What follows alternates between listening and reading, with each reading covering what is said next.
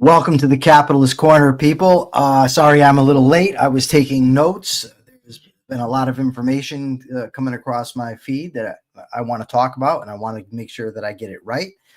Before we get started, well, you can see I'm on my own, but nevertheless, you still should hit that like button right away. You should still check out my podcast, Irrational Egoist, and you should still go to AmericanCapitalistParty.org. Now, I'm on my own today. I've got an interview to do at 1. I've got an interview to do tonight at 6. Plus, I have my regular job to do, and I'm busy framing Gilder. So this is probably going to be an abbreviated episode, but there's a lot that I want to talk about. The first thing I want to get to is the so-called Mises Institute. Now, the Mises Institute, let me give you, when I was incarcerated, I had heard of the Mises Institute, and I'm a great admirer of Ludwig von Mises. I've read most of his books. He's had an incredible influence on my thinking. So I subscribed to, I think it was called The Austrian, I'm not sure, but it was a regular magazine. I looked forward to getting out of prison and maybe connecting with some people from the Mises Institute. I have actually interviewed some people from the Mises Institute who I'm not here to criticize the people that I've interviewed. They were very nice people, gave me great interviews. However, it came across my Facebook feed the other day. Akira Felix says, Rothbard Institute, please. Perhaps the Rothbard Hoppe Institute would be more apropos. But anyways, it came across my feed the other day from somebody who I've been reading for more than 20 years, somebody I respect, somebody I've interviewed. It was Sheldon Richman. Now, Sheldon Richman and I disagree about Israel. Sheldon has been very critical of Israel. We disagree, but we're still friendly. I think he's an honest person and a substantial intellectual. So I see this post in my Facebook feed, and it says why is this, or he says Ludwig von Mises would be ashamed of his name being exploited in this way. And there's a picture, and it's a guy, and he's in front of a microphone, and behind him is the backdrop, the Mises Institute, and I got curious, so I went and I listened to it. Now, in this video, this guy says the supposed atrocities committed by Nazis, that's one phrase he used. He referred to the Holocaust as wartime propaganda. He claimed that Zyklon B was used primarily for disinfection. And a questioner in the audience said Auschwitz is the largest supposed death camp. So why does the Mises Institute promote this kind of stuff? I don't know. Ludwig von Mises was Jewish. He fled Europe to get away from the Nazis. So Sheldon is certainly correct in saying that his name is being exploited, and he would, be appalled at it. For a long time, I've heard Lew Rockwell, one of the founders of the Mises Institute. I've heard him referred to as a Nazi, but I don't know much about him. And, people sling names like that around, and I've heard him referred to as an anti-Semite. But this type of stuff, when you're giving this guy a platform, certainly lends credence to the idea that you're not merely critical of Israel or Israel foreign policy.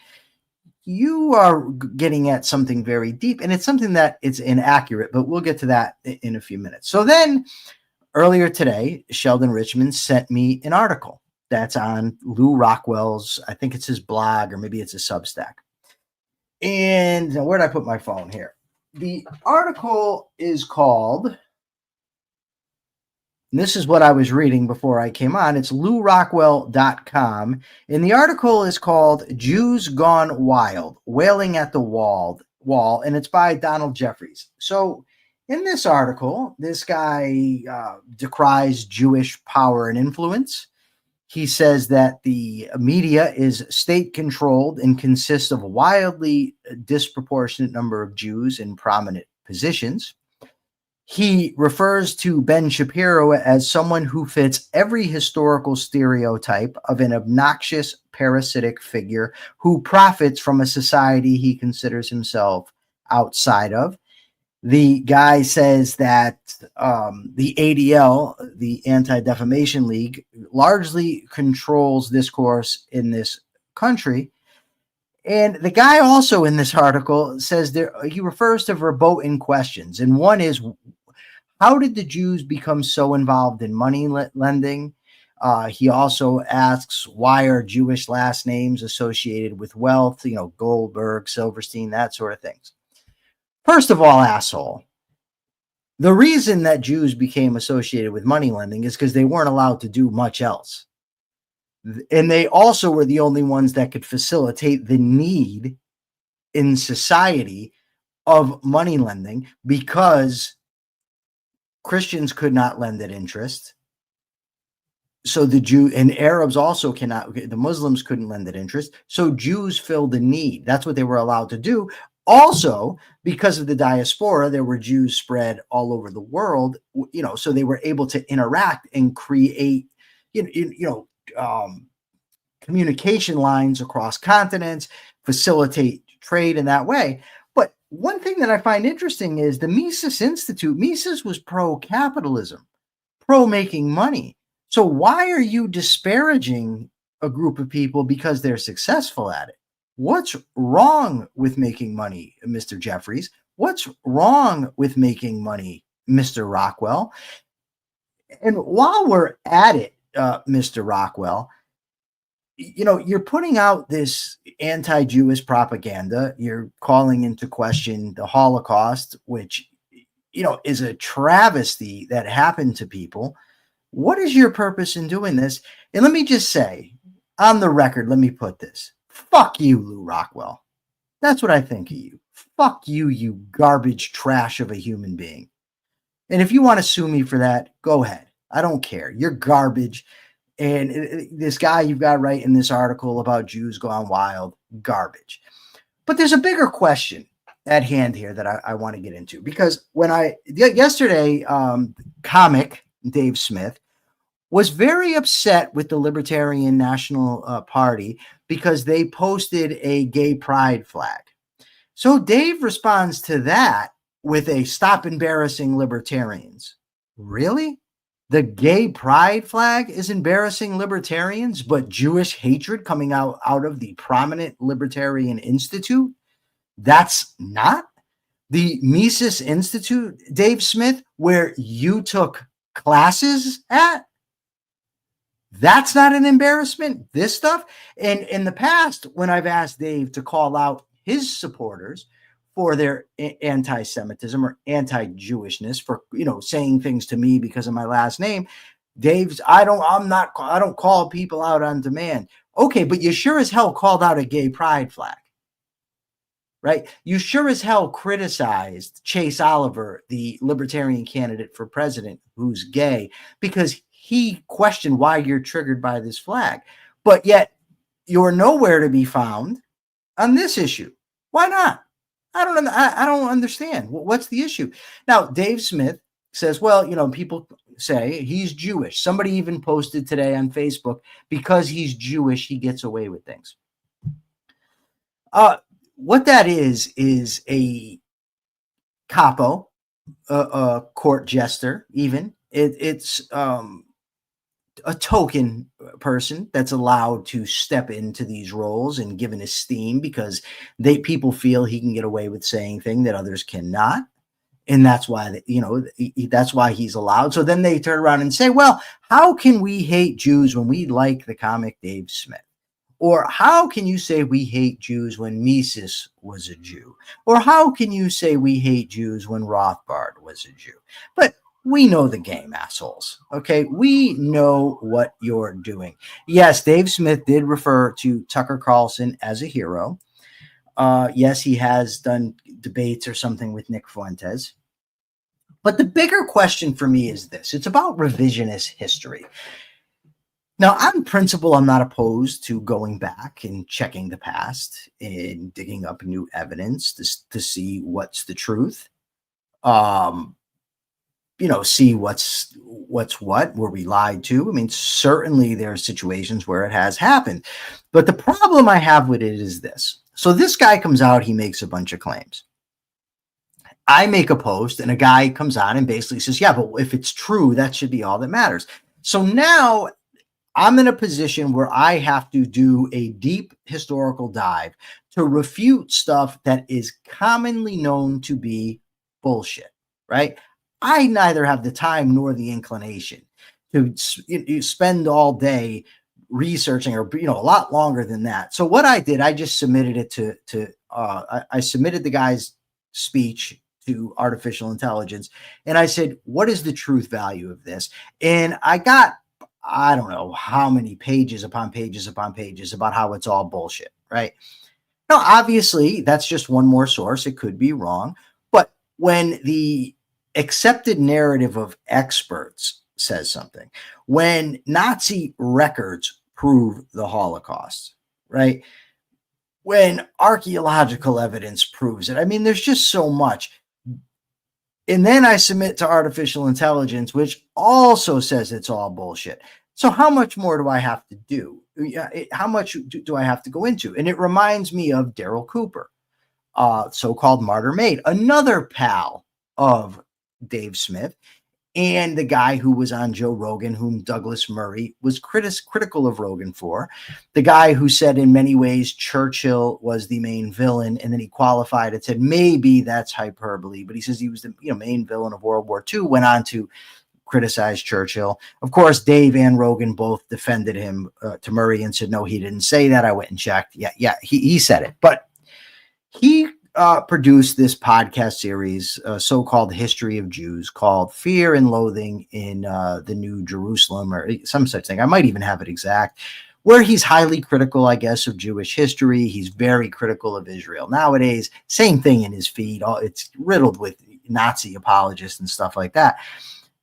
Now, in order to disprove this guy, right, because I'm not an expert on Israeli history, certainly. I mean, I've studied it. I've read up on it. I know the basics.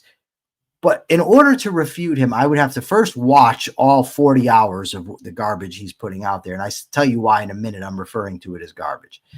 Then I would have to study the counterclaims in do a very deep dive into it. And I suspect he knows that, so he can get away with it. And then they turn around and say, oh, but if it's true, that's all that matters. Prove it wrong. Now, there is a guy, and I wish I could remember his name, but I can't, who is in the process of producing a series where he criticizes him. But this next part I know to be absolute fact. Multiple historians came out and criticized Daryl Cooper for his account of Winston Churchill. Among them was the foremost Churchillian historian in the world, Andrew Roberts. Andrew Roberts offered to debate Daryl Cooper. Daryl Cooper said, no way. Well, why not? I mean, if you're making these claims, if you're putting yourself out there as an expert on the subject, then certainly you should be able to defend your positions against Andrew Roberts. But of course, he did not. That's a big red flag for me. So when mainstream historians call him out on his narrative about Churchill, and he refuses to engage them, when the accounts he's made of Jews I see repeatedly challenged, and he really doesn't seem to have a response to it, that's why I say garbage, because anybody can make claims and then put the burden on you and say, well, prove that it's not true.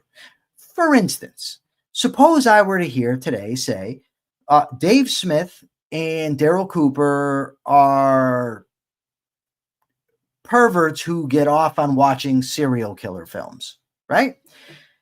And then they come forward and say, whoa, that's not true. And I say, well, then I want to see all the evidence that says it's not true. That would be absurd, right? But that's basically what they do, is they come out, they make claims that are contrary to what is known, and then they say, you now have to prove them wrong.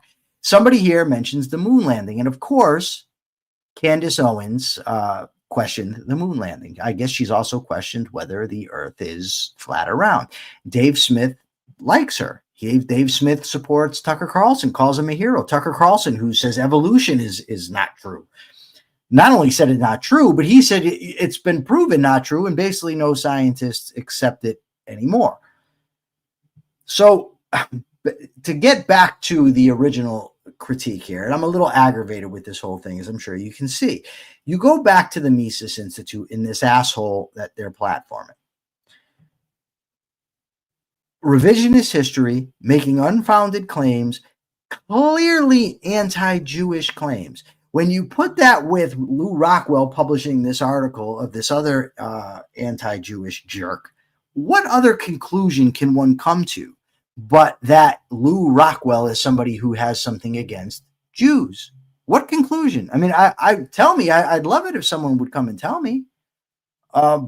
I'd listen, but I've heard it for years. The guy's no good. The guy hates Jews. And I've never had time to look into it, but the last 2 days, what I've seen coming, and I see it coming from Sheldon Richman, who is by no means, some avid Zionist, but he's pissed off about it. You can read the stuff and see for yourself. So what conclusion am I to draw about that? I don't see anybody in the audience that's going to disagree with my take. Yes, Akira Felix, Tucker Carlson says that demons are real. Yeah, I believe he says he was attacked by demons in his sleep. So, but according to Dave, Tucker Carlson is a hero. So let me see what else we got here for stories that we can talk about. So, okay, Donald Trump, the president, has Jim Valiant. Jim, I didn't know you were available. I would have put you on. Jim, matter of fact, Jim, can I send you a link? Because you're familiar with the whole Lou Rockwell founding of the Mises Institute. Can I send you a link, Jim, and get you on the show? Let me know. I'd really like to do so. But in the meantime, Donald Trump has threatened Gavin Newsom that he'll be arrested if he interferes, yada, yada, yada, with the National Guard. Donald Trump threatened Elon Musk that if he... So Jim can't join. Okay, Jim. Thanks anyway, bud. If Musk supports Democrats, he's going to suffer. So there's a lot of people that say Trump is full of it. He's not actually going to do it, but there is, of course, evidence that he has gone after his enemies in the past, the law firms he's gone after. But my take is it doesn't even matter if he's joking. It doesn't even matter if he's not serious. He's the president of the United States. He ought not be threatening political enemies with the power of the state. If he wants to tell them they're going to lose elections, fine. I have no issue with that. But to sit back and threaten people with the power of the state as the president of the United States is absurd. Which brings me to the sort of next story that we have here. And it's another threatening story where the Donald says that protesters who disrupt his military parade will be met with very heavy force. Okay, first of all, should he even be having a military parade? This is the United States of America. Do we want the military marching through our streets? Tanks or whatever else he plans on having? Is that a good idea? I don't think so. I don't think that's what we need. I don't think the military needs that kind of recognition. We're not a militaristic state. We're not fascist Italy. We're not North Korea. We're supposed to be a free country. We do not need the military here. But then on top of that, to threaten, to say protesters are going to be punished severely or they're going to be met with full force. I mean, who the hell does this guy think he is? And then he says that anyone who protests, it's because they hate America. No, Donald, I love America. I got the Declaration of Independence on my goddamn shirt, Donald. I love America, not because it's the land where I was born, not because of the soil that makes it up, but because of the principles upon which it was founded. Because to secure these rights of life, liberty, and the pursuit of happiness, governments are instituted amongst men. The idea of the rights of man, individual rights, capitalism, constitutional government. The people vote for their leaders. They're not appointed. That's the things that make America great. That's it. And what you're doing is violating those things. So you're the one, Donald, who doesn't actually believe that America is great. It's you. It's not somebody who protests the injustices that you're committing. It's just you. So this morning, I had to take a ride as part of my day job. I had to go to a town hall. And when I did, I put on conservative talk radio while I'm driving because, I like to hear every side of an issue. I like to hear what they're saying. And what struck me was, first of all, they refer to the protesters as invaders. This is a very common thing that people do with language, is they co-opt language and they use language in such a way as to manipulate. For instance, the Federalists. The Federalism originally were those who were very pro states' rights and loose confederacy. But the Federalists at the time of the Constitution, they were the ones that wanted a strong central government, but they take the name federalism and then their opponents end up the anti-federalists. So you've already got an advantage because federalism sounds good to the ear and anti-federalism does not. The same thing happened with liberalism. Liberalism historically has been a political philosophy that's for limited government, individual rights, capitalism. But progressives took over the liberal label for its exact opposite, to grow government, to make America something it was never supposed to be and never should be. So it's similar when you refer to immigrants as invaders or these people as invaders. But I digress a little bit from the point I'm trying to make. So evidently, Gavin Newsom or some California official said that these protests are mostly peaceful. And the host of the show points out, and rightly so, well, wait a second, look at all these people rioting. They're burning things, they're throwing rocks, they're impeding traffic. They're certainly not peaceful, and they should be condemned and criticized, as my good friend Jim Valiant was here to do yesterday with me. As in 2020, they were referred to as mostly peaceful protests by the left, but still there were rioting, burning, destruction of property, looting, that sort of thing. Okay. So what happened in between the two? What happened in between the two was January 6th. And what did the right do in regard to January 6th? Well, in addition to claiming, some of them that it's a federal operation, the FBI did it, the FBI caused it, or it was Antifa that did it, there is the narrative that, lo and behold, it was mostly peaceful protests. Right? Tucker Carlson put that out there. He showed all the footage of all the peaceful guys. Now, here's the trick involved in this, right? I'd be willing to bet, and I didn't attend any of the protests, that the vast majority of people that are engaged in these are peaceful. Whether it was in 2020, 2025, or January 6, 2021. I bet that most people are peaceful. That does not take away from the violence involved, right? It doesn't minimize it. It doesn't eviscerate it. These are still horrible riots. 2020, the summer, 2021, January 6th, and what's going now in California. They're all riots. But why do the two sides look to defend their side always? Always. I hate that kind of partisanship. Really what it is just tribalism. And let me tell you, I can't stand tribalism. Truth matters. You don't just pick a side and defend it no matter what. That's so dishonest and it's so cowardly.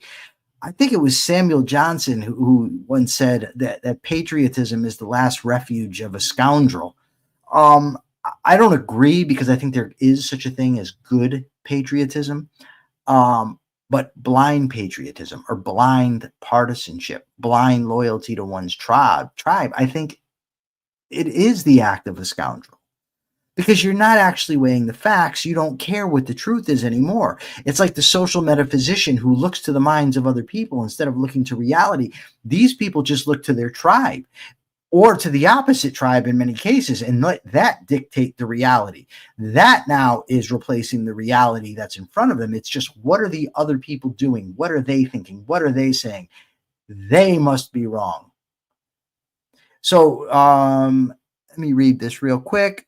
Ariana Sneed says, it's a problem. However, when our current administration is okay using National Guard in LA, but Hexas won't state it should apply regardless of political affiliation to protect the nation. I am not a fan, Ariana, of using the National Guard in this situation. I think that there's people who could make a decent argument about it, but I don't like it. I don't like the military involved in this stuff. I don't like the National Guard being involved. We're supposed to be a free country. Freedom comes with risk. Yes, the rioters, the looters, the pillagers should be cracked down on. But if the governor of the state says he's got it, the mayor of the city says they got it, I think he should let them do it. Now, here's the problem. It's very difficult to assess because they're politicians. So they're all, I think there's a good presumption that they're all liars. So Donald Trump claims that he had to send in the National Guard because of the the chaos and the disruption and the violence, and the city would be burning to the ground if he didn't do it, that sort of thing. Now, I agree, Greg Doherty, by the way, using the military domestically is much more dangerous than riots. Gavin Newsom claims no. He claims that the riots were actually kicked off by the Trump administration's actions. They're all liars, so I haven't got the slightest idea. But I do know this. It is very dangerous to send the military into the United States of America. Greg Doherty, you're absolutely correct. But there is a principle here that I actually want to discuss, because I read from somebody that I respect this morning on Facebook in regard to rioting, that the farmers that fired their shots in 1775 were not merely engaging in peaceful protest, that they were revolting against tyranny, that they didn't, seek to solve it in terms of constitutional government, some such thing as that. And he said, when is enough? Because ICE is, well, first of all, they're in my view, acting outside the Constitution. They're violating people's rights. That's certainly true. So the argument is essentially then, are these rioters justified? For a few reasons, I'm going to say no, they aren't. The main reason, the fundamental reason that I say they're not, is because they have no principle upon which they're operating. These are not people that are advocating for the rights of man. These are not people advocating for individual liberty. They have an issue here that they have locked onto. Maybe they're honest, maybe they're not. But you can't just defend one aspect of rights out of context, but not all of them, and think that your cause is just. It's not. Beside that, they are violating the rights of their fellow citizens. The right to travel. They're impeding traffic. They're putting people's lives at risk. They're employing violence. They're lighting fires against people who aren't violating their rights. So not only aren't they principled in their gripes, but they're also harming people that have not harmed them. And we also have the situation where in the United States of America, we still can vote. We can still petition our officials for our grievances against them. We can still go to court. So we still have an abundance of avenues to go down to fight against this sort of thing. And, in the Declaration of Independence, he talked about that when the ties that bind one people to another, when they decide to, abolish those binds, that the I forget the word, but he basically says that the right thing to do is to declare to the world the reasons, that you have to do that. That's not the type of thing that's happening here. You don't have people with a list of grievances of how their rights have been violated, how they aren't being listened to by their government, how their appeals are not being heard. You just have a mob. That's it. And I think it was James Madison said that even if every Athenian were a Socrates, it would still be a mob. And so that's my basic criticisms against these protesters. That doesn't mean that, like I said, I criticize Trump too. I criticize ICE. I think ICE is an unconstitutional abomination. I think that these immigration laws are unconstitutional. I've even read where Trump officials have said this is a perfect opportunity that they can capitalize on, much like Rahm Emanuel once said that, never let a crisis go to waste. So, these are politicians, and everything they do, I think, needs to be called into question. I'm trying to see what this is. I have no idea. It was a text. And so I don't really know what the text means, but I guess it's not really that important. Are there any questions? I'm looking for some questions from the audience here. I've been running my mouth now for 30 minutes. I'm good at running my mouth. I love to talk, but it's still not an easy task. So if somebody has a question that can help move the show forward, I'd be happy to answer it. No help from the audience. Thank you very much, people. Either way, remember to go and hit the like button, please. Let me see. Is there a deficit here of viewers to likes? And people, I really hope there isn't, because there may be hell to pay. Of course, that's an empty threat, but really, what else do I have? Let's see here. I click Capitalist Corner. I better turn the volume down, otherwise you're going to hear the echo.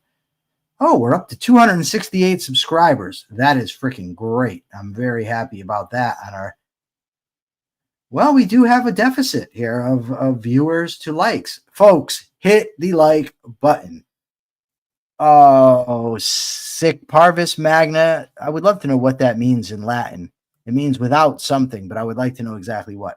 But what do you think about Elon recanting his diatribes against Trump? Well, from what I saw, he said he regrets some, not all, and he didn't clarify which ones he regrets. But I think it's probably cowardice. I don't put much credence that these people are actually operating on principle. I mean, he rebelled against Trump in the first place because he was mad that he didn't get his way. So then Trump becomes Trump is basically a sex offender, is what he was saying. The guy that he was sleeping in the same house with, the same building, whatever, for months, the guy whom he helped get elected, now all of a sudden he was a sex offender. And now I'm guessing he's going to say he's a good guy again. This was after Trump, of course, said that Elon was practically on his knees begging him for subsidies in his last administration. So I don't put much credence in it. I think it's garbage. I think it's probably just cowardice. I ultimately don't know. What is this? Crow Cage says, I wonder if this is the guy that asked me this morning on X with a different name. Let me know if that was you. But he says, I would like to know, what is the relationship of American Capitalist Party and Objectivism? In other words, is ACP strictly party for objectivists or something else? No, it is not strictly a party for objectivists. The party was founded and is based on the ethical, the philosophical, ethical, and political philosophy of objectivism. That is true. But like Greg Lewis says, objectivism is Ayn Rand's philosophy. The American Capitalist Party is an organization. You do not have to be an objectivist to be part of the American Capitalist Party. If that were the case, we would have a very, very difficult time growing, because not all objectivists are going to join the party, and there aren't that many objectivists in the world to begin with, so we'd be very small. So no, the American Capitalist Party is for anybody that supports individual rights, limited government, free markets, strong national defense without being adventurous in overseas operations. So anybody can join, and we welcome anybody to join. You don't have to be an objectivist. You don't have to be an atheist. All you have to do is be an advocate for individual rights, freedom, capitalism, and we would be more than happy to welcome you on board. You can check us out at AmericanCapitalistParty.org. I highly recommend it. Greg Doherty says, although Rothbard was an ANCAP, he seemed genuine. Hoppe, in contrast, seems like an evil incarnate.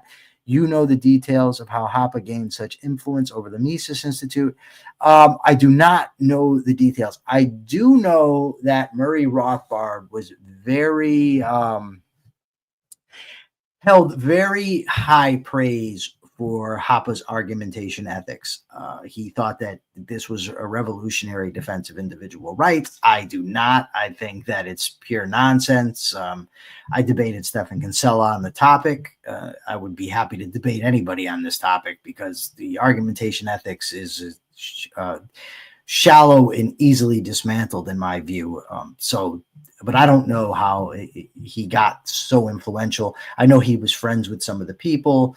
I know that he was friends with Rothbard. Rothbard was his teacher, and I know Rothbard praised him. Beyond that, I don't. There was something I just wanted to say, and now I completely forgot it. Oh, it's worth noting that Walter Block, who's a very nice guy, another ANCAP, was part of the Mises Institute for a lot of years. And when he came out in support of Israel, Hoppe wrote an article disavowing him, and they kicked him out. So I'm going to answer your question in a second, Holden, but Ariana says the American Capitalist Party being founded in objectivist philosophy means it's tied to something concrete and doesn't allow for straying from the pillars of our positions, unlike some other parties. Yes, very, very good point, Ariana. Holden Mitrione says, Michael, can you go into more depth on how Mises would view the Institute today if he saw it? Oh, Holden, I'm very hesitant to do that because Mises is dead. So to ascribe views to him or to what he would think is not an easy task. I will say this, though. They are largely an anarchist organization, and Mises was clearly opposed to anarchy. You can see that in his writings. It's been tried to be explained away. No, he wasn't aware of anarcho-capitalism. That's not what he was criticizing. Had he been aware, it would have been a different story, yada, yada, yada. Well, I find it very difficult to believe he was unaware of the concept of competing governments. Murray Rothbard was his student. As far back as the early 1950s, Rothbard and the Circle Bastiat were debating with Ayn Rand. They were taking the position of basically what would become known as anarcho-capitalism, but at the time it was just competing governments. So I seriously doubt that Mises was unaware of that sort of philosophy. He certainly never came out in favor of it. The only statements we have from Mises about anarchism, he was not a big fan. Pretty fair bet that Mises would tell Rockwell to burn in hell. About this shit today, Race, I think you're probably right. Yeah, Holden says he knew Rothbard was an anarchist but stayed a liberal, so I doubt it as well. Yeah, Holden, I think you're probably spot on. I don't think that Mises would countenance what's being done in his name. There's a little bit of a backstory for me, anyways, in relation to this. So when I first got out of prison, my friend and mentor, Todd Feinberg, suggested starting a political party.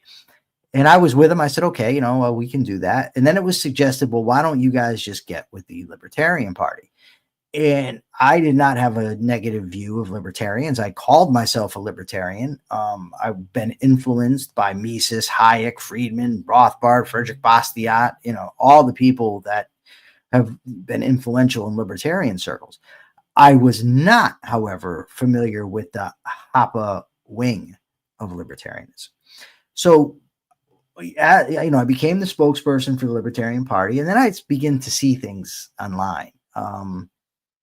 From the Alabama Mises caucus praising the Unabomber and the constant attacks from the Mises caucus on Israel. I mean, even if you're critical of Israel, it was obviously overdone. It was just constant. I'm like, why are they being so critical of Israel? And the New Hampshire Libertarian Party was just saying grotesque things. And that's why I ended up leaving the Libertarian Party. In prison, I, of course, read Peter Schwartz's essay that libertarianism is the perversion of liberty. And I thought, by and large, he missed the mark. That's what I thought. I hadn't engaged with a lot of libertarians. And I still think that it does partly miss the mark, because I think there are a lot of libertarians that I share a lot of values with. I just think that there's enough of them with whom I do not share values that I cannot, in good faith, refer to myself as a libertarian anymore. But look, I love Sheldon Richman. I love Walter Block. I think they're great guys. I think they're highly intellectual. Even Stephan Kinsella, who's a constant antagonist of mine, I get along with him. I like him, but I disagree with them. These Hoppe Mises Institute stuff, though, with this anti-Jewish garbage, really pisses me off, and I really, really dislike them. So let me just throw out another fuck you to Lou Rockwell. I think that's warranted. So, okay, we have a Ron Paul thing. Okay, so are there any questions left on the table, or should I cut this short and go prepare for my next interview that I have at 1:00? Actually, interviewing a prominent libertarian about the Great Depression. So I'm very excited about this. Another guy whose work I read quite a bit when I was incarcerated. Robert Nasser says Mises was not nuts, not an anarchist. No, well, I don't know if he wasn't nuts. He was a bit guy. He was funny, of course, storming out of the Mount Pelerin Society meeting, telling them they're all a bunch of socialists. Mises also cut off communication with his friend Fritz Macklip for 3 years over disagreement about the gold standard. So he was a bit intolerant, I think. But I agree. I wouldn't call him nuts. I did not see the thing you posted, Race, on X about Vivek's comments. I actually saw it. I just didn't read it because I was doing something else at the time. Okay. Ariana Sneath is going to be the last comment I read, and then I'll give the capitalist thought of the day. She says, I'd argue that the American Capitalist Party is giving solid ground to those libertarians that are stuck in a fractured party. I think you are correct, and I will be going to PorkFest next week, a big libertarian event, and hopefully I can gain some converts. I'm sure I'll have quite a few arguments, but that's fine. Crow Cage says there is division in politics in Western countries, more capitalists who are conservatives in question about individual life, anti-gay, etc. Yeah, there's a lot of problems there. Okay, before I take off, people, go hit the like button. If you haven't done it yet, go hit the like button. We need the likes. Please do so. Also, remember, AmericanCapitalistParty.org. Go to it. See our website. Check out our views. Check out what we have to offer. I think you're going to like it. And the last thing, check out The Rational Egoist, my podcast too, please. I'm getting subscriptions are growing, but the viewers aren't. I'm kind of plateauing, and I want some growth. Go check it out. I think you're going to like it. All right. The capitalist thought of the day is that while bigotry of any kind, racism, anti-Semitism, whatever whatever the flavor is, it's irrational. I think in polite society, it should not be tolerated, embraced, or sanctioned. But I do think it should be legal. I think that people like the Mises Institute should be free to spew their bullshit, because I believe in a free society. But as they are free to spew their bullshit, us rational people are free to condemn it, and we should do so at every opportunity. All right, folks, we will see you tomorrow. Mark Pellegrino will be back with us tomorrow. So we will do the full hour, I am sure. And Ariana, I will go get them at PorkFest. For now, in the words of the great Mark Pellegrino, I would just ask everyone to please check your premises. Good day, everyone.